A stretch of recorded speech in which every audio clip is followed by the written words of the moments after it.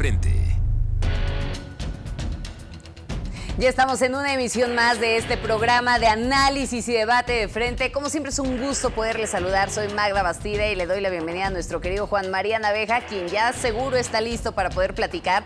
Hay muchos temas, mi querido Juan María, ¿cómo estás? Hay mucho de qué hablar, así que pues vamos a darle que es mole de olla. Vamos a darle. Oye, a ver, rápidamente, déjame plantear nuevamente la dinámica de este programa para nuestra audiencia. Tenemos 5 temas a tratar. 2 son columnas que fueron publicadas a lo largo de esta semana. El resto de los temas los enumero a continuación. Hablaremos acerca de los retos, cómo evitar hablar de ellos cuando estamos viendo ya la toma de protesta de Joe Biden. ¿Cuáles son los retos de México frente a Estados Unidos? También platicaremos del caso Cienfuegos. ¿Quién se raja? Todo esto a colación, pues, por estas declaraciones que dio el fiscal de la República, Gertz Manero. También, cállate chachalaca. ¿Se acuerdan de esa frase? Bueno, emblemática sin duda en la política mexicana. Hablaremos acerca de esto porque ahí abordaremos el asunto del pleito entre el presidente López Obrador y el Instituto Nacional Electoral. Es así como comenzamos, Juan María, solamente 3 minutos, si te parece. Comenzamos con la primera columna del día, El dilema de Tatiana, escrita en El Financiero por Enrique Quintana, esta columna que publica de Coordenadas. Y fíjate que habla de que es visible que las intenciones de la Secretaría de Economía de Tatiana Cloutier, pues son buenas, que tiene ganas de hacer cosas diferentes y también relevantes para la economía mexicana. Sin embargo, pues todo parece indicar que se va a topar con pared. Habla de que lanzó este programa de reactivación económica, en donde, bueno, pues no dice nada diferente a lo que ya en realidad se tenía, estos 60,000 créditos de 25,000 pesos cada uno, pero pues el asunto es si verdaderamente la van a dejar actuar, Juan María. Magda, es simplemente un corolario de buenas intenciones. No hay acciones en concreto, no hay hechos, que eso sería lo importante, no hay cifras de apoyo, no hay casos concretos. De este tipo de intenciones, bueno, pues parece como un proyecto que se hace sobre el cuaderno, pero ya sabemos, por ejemplo, en el caso de las empresas, el presidente de la República estableció que se muere el que se tenga que morir porque no va a haber apoyos. No hay ninguna referencia de cómo la Secretaría de Hacienda va a dar apoyos fiscales, no hay ningún apoyo directo para los trabajadores. Con buenas intenciones, pues se recuerda que de buenas intenciones está empedrado el camino al infierno, Magda. Dicen por ahí que de buenas intenciones están llenos los panteones, Juan María.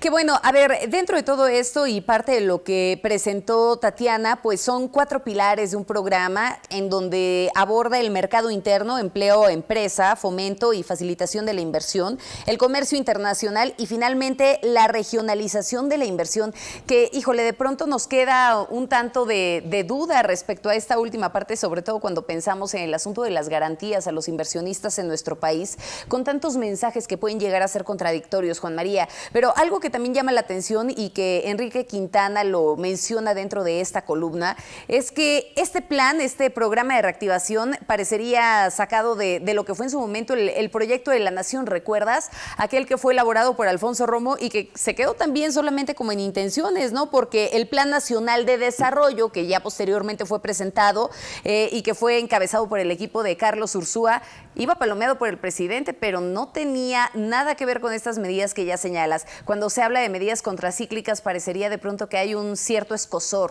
a las frases, a los argumentos que tienen que ver con esto. Recordarás, Magda, que van 2 ocasiones que en las mañaneras se presentan proyectos de inversión. Empezamos con un proyecto de 360 casos, 360 proyectos. Después bajó a 100 y tantos. Y de repente nos hemos dado cuenta de que no hay proyectos en marcha, que siguen predominando los del presidente de la República, los 3 grandes proyectos que él defiende constantemente. Y en esto, mira, también hubo una parte que me parece muy saludable, el hecho de que la secretaria de Economía reconociera que órganos autónomos como el INAI y como el IFETEL están en el marco del Tratado de Libre Comercio. Esto nos está diciendo claramente que las intenciones del presidente de la República de desaparecer órganos autónomos, pues probablemente se topen con el Tratado de Libre Comercio, que es lo que ha firmado el país y que fue lo que dijo Tatiana Cloutier el día de ayer.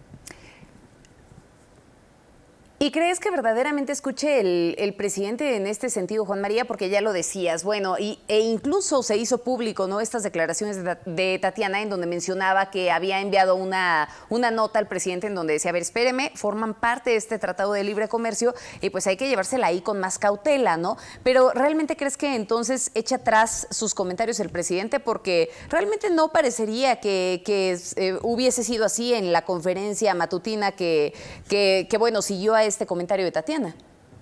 Pues los dejará como en otras ocasiones, como si no lo hubiese dicho, y queda en el marco de otro tipo de amenazas, por ejemplo, la que vamos a tratar en un momento más, contra el Instituto Nacional Electoral, contra otro tipo de órganos. Pero Magda, el daño está hecho, ¿sí? El daño que se hizo al CRE, por ejemplo, ya está en marcha y lo vamos a extrañar, lo vamos a resentir, porque uno de los temas fundamentales del nuevo presidente de Estados Unidos es apoyar la economía de los Estados Unidos en las energías renovables. Entonces estamos viendo cómo este tipo de organismos que nos ayudan a impulsar proyectos, a atraer inversiones, están chocando frente a la intención del presidente de la República de ir quitándoles poder, ahogando, asfixiando órganos que tienen una responsabilidad de establecer campo parejo, de establecer reglas del juego y que son indispensables, Magda. Cierra esta columna Enrique Quintana, Juan María, mencionando que la secretaria de manera general va a tener dos opciones: chocar con sus colegas en el gabinete y bien con el propio presidente para intentar aterrizar sus propuestas, o en dado caso resignarse, como ha sucedido con muchos en el gabinete del presidente López Obrador. Vámonos a la siguiente columna, Juan María, de vacunas y encargos hechizos, escrita por Salvador Camarena, también en El Financiero, y que bueno, menciona, déjame citar la parte inicial de la columna. Esta columna no hablará de que funcionarios de la Secretaría del Bienestar están siendo vacunados, ni de si la vacuna será utilizada electoralmente, o no hablará fundamentalmente de eso, porque esos temas son, para usar el lugar común, la punta del iceberg, que tenemos que ver en su real dimensión. Se está aprovechando la pandemia para desmontar instituciones y concentrar el poder. Y fíjate que en el remate de Salvador me gusta mucho cuando dice, a ver, podemos vacunar a todos los servidores de la nación y al final de cuentas, el tema central, que es la vacuna, no confundir la vacuna con la vacunación, no se va a lograr. Y entra desde luego, Salvador, en un tema que es crucial y que hoy trataba el gobernador de Jalisco, que dice haberlo abordado con el presidente de la República, que es la participación de los gobiernos estatales, de los gobiernos municipales, de la iniciativa privada en el proyecto de vacunación, porque Magda, el gobierno federal no va a poder con el problema que significa vacunar a 130 millones de mexicanos. Sí, todo el despliegue, ¿no? Y qué bueno, a ver, Juan María, no nos vamos lejos. Podríamos analizar cualquier otra campaña de vacunación que te imagines. Cualquiera, ponle el nombre que quieras. Estas campañas de vacunación que se hacen anualmente. ¿Cuál es la logística que se lleva a cabo? ¿Quiénes son los que aplican las vacunas? A ver, va la vacuna directamente a la gente, no la gente a la vacuna, que es algo que en reiteradas ocasiones hemos platicado con distintos especialistas aquí en Mega Noticias y que nos decía, bueno, a ver, pues es que el tema es verdaderamente la logística que se puede llegar a desarrollar y que son asuntos que no están clarificados en el plan actual de vacunación, en donde se habla sí de ciertas estrategias para poder dividir por los años que tiene la población, que el sector médico y bien, tampoco han hablado incluso de los grupos vulnerables, que eso también habría que tomarlo en consideración. Me parece que aún faltan los puntos sobre las IES, Juan María. Y fíjate un detalle, esta semana estamos con el tema de la titular de vacunación que renunció, eso de entrada. Y a mí ya me parece un lugar común el escuchar, es que México tiene una gran tradición de vacunación. Tenía, muchos se fueron, muchos ya no están en el sector salud, Magda. Y esto nos lleva a las realidades que hemos vivido. No hubo vacunas suficientes para esta temporada de influenza que todavía no termina. Se compraron únicamente 30 millones de vacunas para un país de 130 millones. Se prohibió a los particulares suministrar la misma vacuna contra la influenza y estamos regresando a problemas como la polio, como el sarampión, y los casos de sarampión que se están registrando nuevamente, Magda. A principios del año pasado. Así es. Que los vimos a principios del año pasado y que justamente esa parte responde también a la centralización, ¿no? Mencionabas, a ver, es que ya no están permitiéndole a los particulares o no les permitieron el poder aplicar incluso la vacuna de la influenza. No, pero ahí también podríamos estar hablando del desorden administrativo que se tuvo al inicio de la gestión y que, bueno, finalmente responde a esta desorganización en la adquisición de medicamentos, en la compra de vacunas, de todas estas vacunas que ya bien has hecho mención de eso, pero la preocupación impera, me parece, en este momento en poder tener definiciones claras acerca de las vacunas que estarán llegando a nuestro país. Ya se ha mencionado cuántas vacunas van a llegar, de qué marcas, de qué laboratorios son las que se van a estar suministrando, pero todavía faltan algunos aspectos fundamentales en este plan de vacunación y si en determinado momento van a decidir sumar a la iniciativa privada para poder hacer esto un poco más ágil y lograr abarcar a la cantidad de población necesaria que se tiene que inocular. Juan María, estamos hablando de cerca del 70% de la población. Y mira, está en redes sociales, lo voy a mencionar como asunto de redes. El hecho de que se dice que es falso que se haya tenido un contrato robusto con Pfizer, que fue más bien un envío de parte de Estados Unidos y que por eso no hemos tenido las suficientes vacunas. No lo sé, lo estoy señalando en esos términos. Lo cierto es... Ahí yo lo dudaría. ¿Por? Ahí lo dudaría y lo dudaría por el comunicado emitido por el propio Pfizer, ¿no? De estas remodelaciones que están haciendo en Bélgica y que al final del día no responde nada más a una disminución de vacunas que van a llegar a México, ¿no? Sino es una afectación en general a diversos países del mundo, salvo el caso de Estados Unidos. Sí, y aquí es cierto, esto que anunció Pfizer por la ampliación de sus instalaciones, pero lo está manejando con respecto a lo que está pasando en Europa. Pero como quiera que sea, Magda, ¿dónde están las vacunas suficientes que se necesitan? Las de AstraZeneca estarán distribuyéndose por allá por marzo. Entonces, hasta entonces estaremos pensando que se puede cubrir esta parte. Ahora se está hablando de una adquisición rápida de 12 millones de la vacuna Sputnik de Rusia. Dice el secretario de Hacienda que se dispone de un presupuesto de $4 millones. Yo pregunto, ¿es mucho? ¿Es suficiente? Precisamente por eso, Magda, se había pedido en la Cámara de Diputados etiquetar los recursos suficientes para poder comprar las vacunas necesarias e indispensables para inocular a toda la población, Magda. Y que bueno, a eso se suma incluso la petición de los gobernadores de decir, a ver, yo también le pongo dinero, nada más de que el asunto es que ellos no pueden comprar en este momento y eso se debe al uso de emergencia de la vacuna. Ahora bien, hoy fluía esta información de AstraZeneca ya en nuestro país, llega ya este compuesto biológico para que se pueda llevar a cabo el envasado, que es parte de lo que se va a estar realizando aquí en México y lo publicaba Marcelo Ebrard a través de sus redes sociales. Nada más para concluir en este tema, lo que decía Salvador Camarena es que hay una legislación muy clara en donde habla de este Consejo Nacional de Vacunación que se tendría que estar llevando a cabo para poder repartir las vacunas de una forma adecuada. Sin embargo, López Obrador prefiere los encargos, pues a los cargos que están sujetos de su confianza, no precisamente a lo que está sujeto a la norma, a la ley. Vámonos con el siguiente tema, Juan María. A ver, ahora sí decías, tu mero mole. Los retos de México frente a Estados Unidos. Estamos viendo que bueno, sin duda ha sido una transición bastante complicada. Termina un gobierno de Donald Trump, en donde sin duda estuvo marcado por el racismo, estuvo marcado por este odio, por la división, la polarización en Estados Unidos y sin duda también ese atentado a la democracia en el Capitolio que me parece va a ser la fotografía con la que se va a recordar el gobierno de Donald Trump.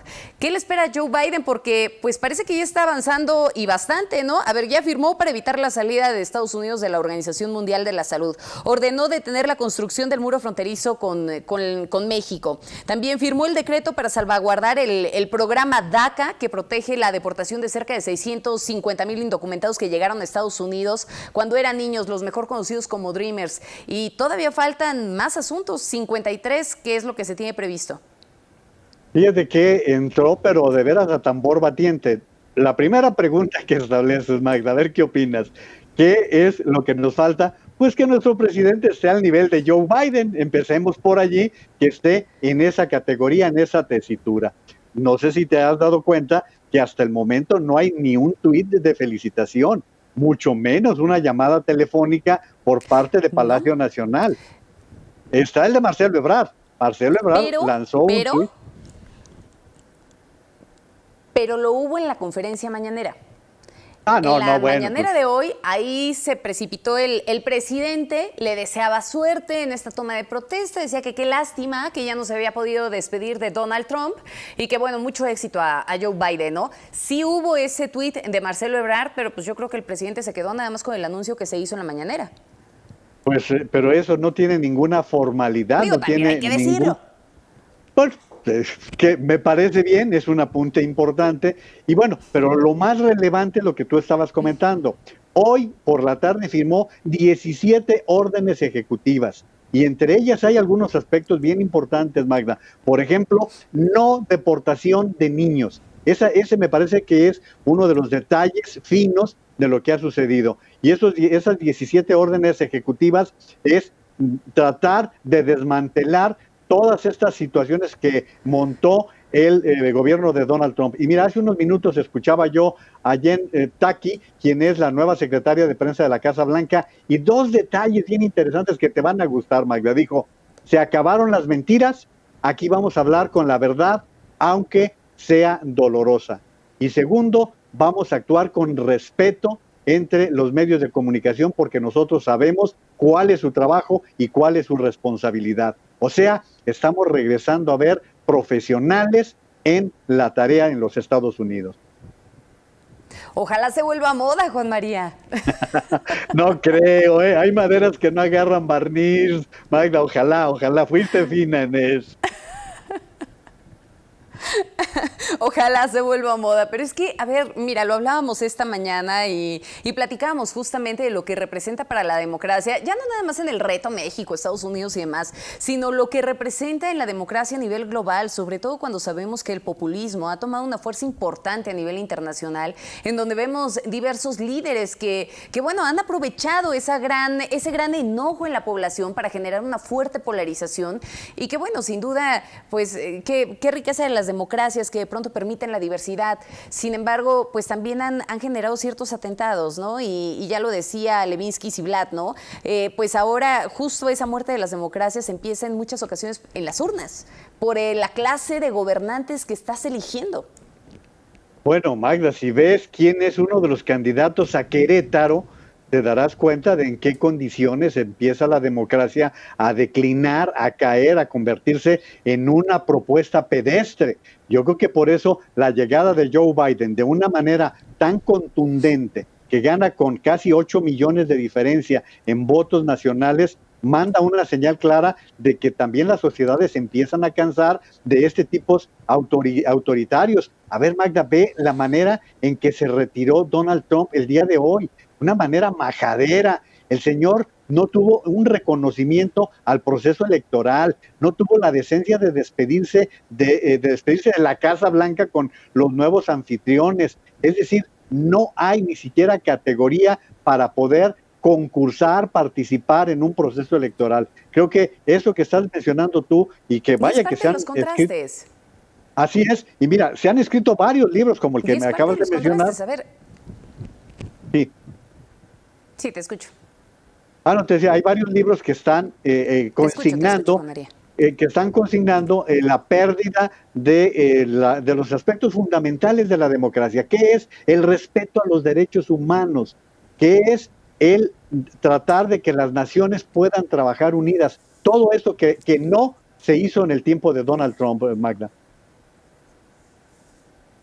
Respeto a los derechos humanos, respeto a las instituciones. Le seguimos, Juan María, y verdaderamente podremos continuar. Nada más para poder cerrar un tema, ojo, porque justamente se hizo también este anuncio de quién será el primer mandatario con el que hable Joe Biden, ¿no? Y eso es Justin Trudeau, sí, uno de los socios de este tratado de libre comercio. Recuerden que ahí, pues, son 3 naciones las tratantes, las firmantes, entre ellas México, y pues finalmente no se hace un anuncio de que México ya esté en la lista de los mandatarios, el presidente López Obrador, de los mandatarios con quien deba de entablar una conversación pronto Joe Biden.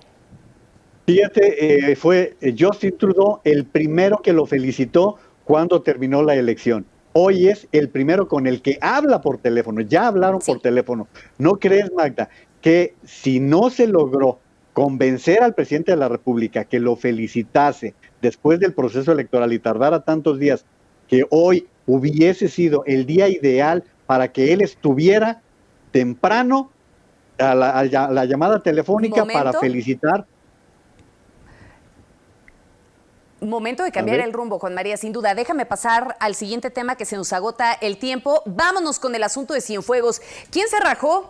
A ver, estas declaraciones que hacía Gertz Manero y que decía que bueno, que la DEA se había rajado, y previamente también habíamos visto pues estos comentarios desafortunados del presidente López Obrador, en donde había acusado directamente a la DEA de estar fabricándole delitos a Cienfuegos. ¿Qué opinas de todo esto? Magda, qué bajito el nivel del fiscal general de la República. Las entrevistas que ofreció el día de ayer fueron verdaderamente de pena ajena. Hablando, voy a usar un término que me perdonen, como ñerito de colonia popular, particularmente en la entrevista con Ciro Gómez Leiva. En la de Carmen Aristegui creo que hubo algo más robusto de contenidos, pero te diría que sí, y en el caso de las expresiones cuando habla de que se rajó la DEA. A ver, no nos perdamos ante los acontecimientos reales. El presidente López Obrador, cuando se detuvo al general Cienfuegos, se fue con todo diciendo que eran las muestras de la corrupción del pasado. Y el final de esta historia se produce cuando el gobierno de México solicita por presiones del ejército, según trascendió, que se abandonara el caso y se regresara a México al general Cienfuegos. Dice con toda razón el fiscal que él tiene que apegarse a derechos, sí, de acuerdo, pero fue una petición de gobierno a gobierno a alto nivel para que se regresara a México al general Cienfuegos. Entonces, creo que aquí el estar lanzando ese tipo de bravatas, lo único que nos hace es generar conflicto, sobre todo con la llegada de un nuevo gobierno, Magda. Voy a citar en esta parte algo que decía Ignacio Morales Lechuga en alguna de las pláticas que sostuvimos con él justo al respecto de este tema, Juan María, porque él decía que lo idóneo hubiera sido que un juez de control determinase la inexistencia de los delitos que son competencia de la Fiscalía mediante un desglose y posteriormente la justicia militar declarase procedente lo que compete en exclusiva al fuero militar. Y qué bueno, después de haber presentado toda esta investigación y después de haber hecho todo lo pertinente, dijeran, bueno, pues probablemente ya, a ver, no lo encontramos culpable, ¿no? Es inocente. Pero el hecho de que esta resolución haya sido fast track, se prestan muchas interpretaciones. Las acusaciones que se hacen directamente a la DEA y que decía también el propio Ignacio Morales Lechuga, no son del nivel de un mandatario. Tendría que hacerse a niveles y tendría que hacerse con las corporaciones correspondientes, no directamente con el presidente López Obrador. En la entrevista que le hiciste antier, Magda, te decía esto que acabas de comentar y abundaba también que por beneficio del propio general Cienfuegos debió dársele parte a la justicia militar para que tuviera los dos ángulos, el civil y el militar. Y quien utilizó el término fast track fue el presidente, él en sus términos. López Obrador dijo, como él sabe hablar, el término fast track, que lo descalificó el fiscal general de la República al decir que ellos tardaron 72 días. Y pues la verdad es que no hubo una investigación real, como la estaba diciendo el ex procurador general de la República. Creo que aquí se perdió la oportunidad de limpiar completamente el nombre del general Cienfuegos. Y con lo que terminaba finalmente Ignacio Morales Lechuga, pues era diciendo que había muchos temas pendientes que atender en esa situación, que sin duda se manchó el nombre de Cienfuegos y que bueno, ahí Cienfuegos no tenía la culpa de la forma en la que el gobierno federal hubiera hecho las cosas. Al preguntársele, Juan María, si esto iba a afectar directamente la relación con Estados Unidos, con el gobierno de Joe Biden, decía, pues directamente con Joe Biden no, el tema es de corporaciones, por eso hacía énfasis en eso. El tema es de corporaciones, no creo que Joe Biden se baje al nivel de una corporación, al nivel de la DEA, ¿no? Eso le corresponde directamente a la DEA solucionar este asunto. Cállate, chachalaca. ¿Te acuerdas de eso, Juan María? Híjole, emblemático con Vicente Fox, y a raíz de eso se determinó que ningún mandatario, ningún funcionario podía estar hablando en época electoral, descalificando oponentes, haciendo argumentaciones a favor, en contra de algún partido político, y pues parecería ya un copy-paste del pasado. Me voy a arriesgar a decirte, Magda, que esa frase le costó la presidencia en 2006 a Andrés Manuel López Obrador. Y recordemos, bueno, en primer lugar, establezcamos lo siguiente. La Constitución establece claramente, es la Constitución, establece que los funcionarios públicos no deben de tener una participación en los procesos electorales y que la información o todo lo que salga de referentes por parte de los gobiernos tiene que ser salud, seguridad, está muy claro, muy determinado. Y esto, paradójicamente o particularmente, hay que recordar lo que viene de la reforma de 2007, que fue a pedido, a la medida del presidente López Obrador. Esto ocurrió en 2007 y él es el causante de que esté hoy en la Constitución. Ahora no sale con que lo están callando cuando ya vimos en muchas ocasiones. Yo recuerdo que Peña Nieto decía, pues ahora nos vamos a quedar aquí encerrados porque no podemos salir, pero respetaron los señalamientos de la Carta Magna. Fíjate que esto se dio, y déjame retomarlo porque Luis Carlos Ugalde lo citaba en una de sus columnas y me pareció este recuento maravilloso, ¿no? Justo en el 2006 fue allá en Oaxaca, durante la campaña en Oaxaca, casi 100 días de la elección presidencial, pues cuando se refirió a las críticas que Vicente Fox había hecho a su propuesta de bajar los precios de los combustibles y le dijo, cállese, cuidado presidente, deje de estar gritando como chachalaca. Al día siguiente, el 16 de marzo del 2006, se refirió al entonces presidente Fox como la chachalaca mayor y arremetió nuevamente, cállate, chachalaca. Y bueno, termina en este desenlace de lo que mencionabas, en donde, bueno, ya se les pone ahí una restricción. Ahora, lo cierto es que ya el Consejo General del Instituto Nacional Electoral, en nuestros días, con 9 votos a favor y 2 en contra, terminó por ordenarle ya a López Obrador, que eviten formular algún posicionamiento a valoración de que sean favorable o adverso, en actos públicos del proceso electoral 2021. Esto también a colación por lo que se decía que buscaban callarlo, que buscaban coartar su libertad de expresión en torno a las mañaneras. Pero ahora esperemos qué es lo que hace el tribunal, Magda, porque ya sabes que el tribunal ha estado muy suavecito y muy a modo con lo que le envía el Instituto Nacional Electoral. Vamos a ver en qué condiciones se da, pero que quede claro, no hay censura, es simplemente la aplicación de la ley, y no solamente para el presidente López Obrador, es para los gobernadores también, Magda, es para los actores, para los funcionarios públicos que no tienen nada que ver con la política y que tienen que someterse al imperio de la ley, Magda. Pero es que independientemente de ese episodio del 2006, Juan María, la suspensión de las transmisiones no es nuevo. Incluso podríamos recordar que desde hace algún tiempo también se le preguntaba a López Obrador y se le decía sobre este asunto de las mañaneras en las elecciones pasadas. Y él decía que sí, que no había bronca, ¿no? Estábamos hablando del 29 de mayo del 2019, Juan María. Declaró que estaba de acuerdo en no difundirlas, en no difundir estas mañaneras en los 5 estados en donde habría elecciones en junio. Estamos hablando en aquel momento de Baja California, del Congreso local y de los presidentes municipales en Quintana Roo, Tamaulipas, Aguascalientes y Durango, que eran donde se tenían que suspender las mañaneras. Él decía, sí, estoy de acuerdo. A ver, ¿por qué cambia el discurso? Y lo mismo ocurrió ahora con las elecciones en Hidalgo y en Coahuila. Estuvo de acuerdo. Y mira, tú eres muy aplicada en la lectura. La semana pasada Alejandro Aguirre en el Universal revelaba que el presidente de la República habría dicho en una reunión en Palacio Nacional que no iba a ceder por ningún motivo que lo callaran en las mañaneras. Pues ahí tienes esta apreciación. Seguro se seguirá siendo este pleito constante entre el Instituto Nacional Electoral, por supuesto el presidente de la República. Ya veremos qué es lo que resuelve como tal el tribunal en este sentido. Lo cierto es que lo del 2021 se puede convertir en la elección más conflictiva de la historia moderna de México, Juan María, y habremos de estar bastante pendientes de ello.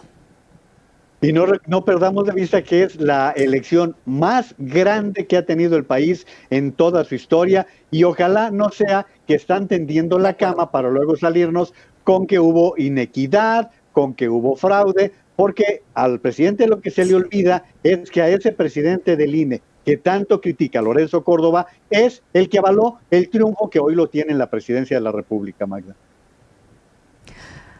Muchísimas gracias, mi querido Juan María. Uno de los grandes refranes que se ha puesto de moda últimamente es cuando veas las barbas de del vecino cortar, pon las tuyas a remojar, ¿no? Nada más acordémonos de qué fue lo que pasó en Estados Unidos. Te mando un abrazo enorme. Gracias por estar con nosotros. Va de vuelta, un placer como siempre compartir imagen y micrófono contigo.